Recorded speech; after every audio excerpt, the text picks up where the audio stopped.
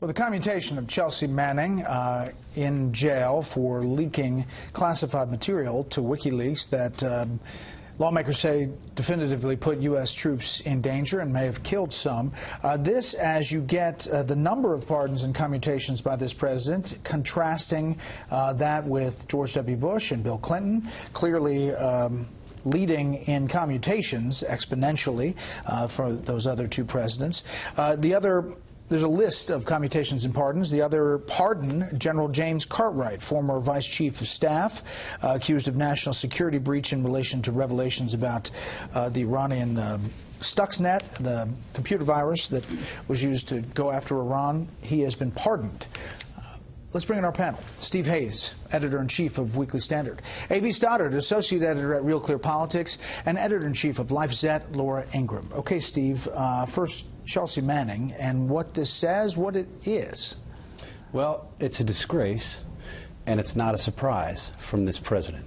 The damage that these leaks did is not theoretical. It's real, it's clear, and it's demonstrable. And in the case that the U.S. government made against Chelsea Manning, as Tom Jocelyn, one of my colleagues, wrote about back at the time, found that this aided al-Qaeda in its efforts to attack the United States and U.S. interests and U.S. military. This is the way that the AP wrote it up at the time. Al-Qaeda leaders reveled in WikiLeaks' publication of reams of classified U.S. documents, urging members to study them before devising ways to attack the United States. The U.S. government presented an uncontested written statement that former al-Qaeda leader Osama bin Laden asked for and received from an associate, the Afghan battlefield reports that WikiLeaks published. This is real effects. I think what the President of the United States did today is an absolute disgrace. It does tremendous damage going forward because it incentivizes leaks like this. A.B., what about the politics of this? You know, WikiLeaks obviously is in the news just after this election. Julian Assange says this is a great thing. In fact, he tweeted just last week that if you want to see whistleblowers in a new Trump administration, that you need to commute the sentence or release Chelsea Manning.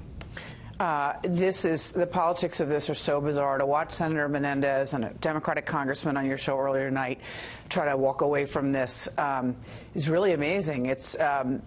You almost wonder if it'll be interesting to see what President Obama says tomorrow, but you almost wonder if he's trying to unite Donald Trump and the intel community and Republicans and Democrats together against this, because no one has anything good to say. It's completely bizarre. There is maybe an explanation about the length of the sentence. And the fact that she's served 7 years. But beyond that, this is corrosive, as Steve says, to future intelligence, and it's the opposite of deterrence to leakers. Laura. This is radical. This is a radical move by a president who tens of millions of Americans, at the very least, thinks at various points in his administration did not have the best interests of America at heart. And this is coming on the heels of all of this caterwauling about leaks and about hacking and about sensitive information being released into the public domain, and about Russia and all of our enemies using this information against us. And on the heels of all that, President Obama comes out in the waning days of his administration and gives a commutation to this individual who, remember, the prosecutors wanted to nail him on treason and aiding and abetting the enemy. He pled down in the case, so it was a shorter sentence. They could have gone for capital case against him. The prosecutors decided not to. But this was punishable by death. And now he's going to walk in May. So are we really concerned about the release of sensitive information that compromises our troops and our national security, or not? And I mean, I think heads are spinning after this for good reason. Let me put up those two tweets I referenced before. WikiLeaks, if Democrats want to see whistleblowers expose war crimes and corruption under Trump, they need to send a signal, release Chelsea Manning. That's from yesterday. If Obama grants Manning clemency, Assange will agree to U.S. extradition despite clear unconstitutionality of DOJ case against him. What do you think this means for Julian Assange? Well, nobody knows what it means for Julian Assange, and you'd be silly to try to predict what Julian Julian Assange will do next. I mean, he suggested that he would come here and face trial.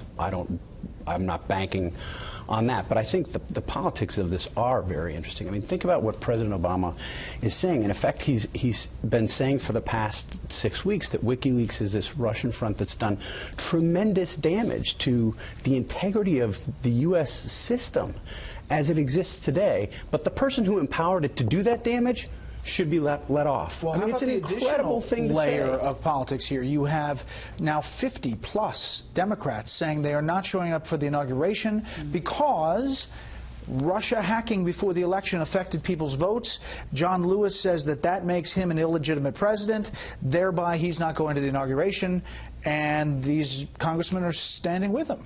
And there's just no way that tomorrow those people who are boycotting can say that they agree with President Obama's decision on this commutation. I mean, it's Steve Cohen clearly didn't. Right. It's a celebration of WikiLeaks, to be sure. And actually, what's really bizarre, Brett, about this boycott is that a lot of them aren't using the hacking as a reason. They're saying that he's been unpresidential, and that's really a huge mistake on their part. It's just a consequential decision that is so misguided. It's all about sort of Trump derangement and not really about celebrating democracy and the peaceful transfer of power. And to hear them say it's just, I don't like the way he tweeted to Meryl Streep, it's just outrageous. I want to talk more about this in the next one, but I do want to play the soundbite from Josh Earnest, and he was asked about Guantanamo Bay. They're having more transfers, 4 more, to the UAE and Saudi Arabia, despite the president-elect saying that needs to stop.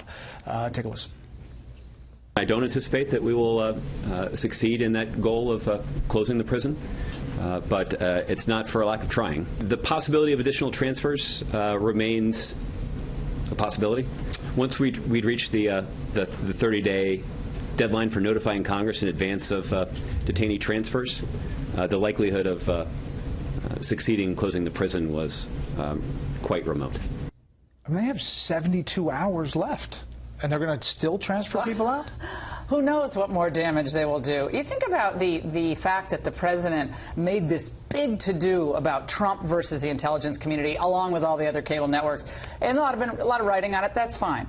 But think about what this does to the intelligence community. Everything that's happened, the release of the Gitmo prisoners, the Lord knows what's going to happen. We already know many of them went back to the battlefield. And if President Obama were so concerned about the release of sensitive information and making our systems vulnerable, whether to whistleblowers who want to, release information or hacks from the Russians, he would have been tougher on Hillary Rodham Clinton. He would have had a different attitude. He wouldn't have put politics first. But once again, it's not about what he thinks about intel or compromising information.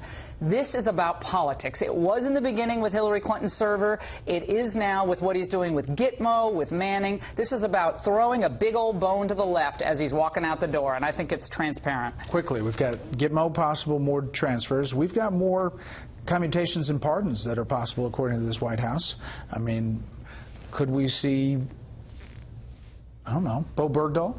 This is President Obama as President Obama has always wanted to be, knowing that he won't suffer political consequences for his actions any longer. The question, I think, on these moves and the ones to come is he consulting anymore with military and intelligence leaders? I asked the CIA, and the CIA declined to comment.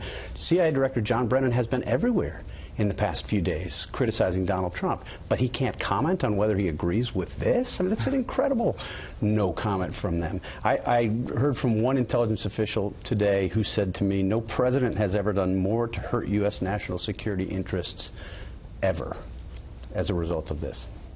Next up.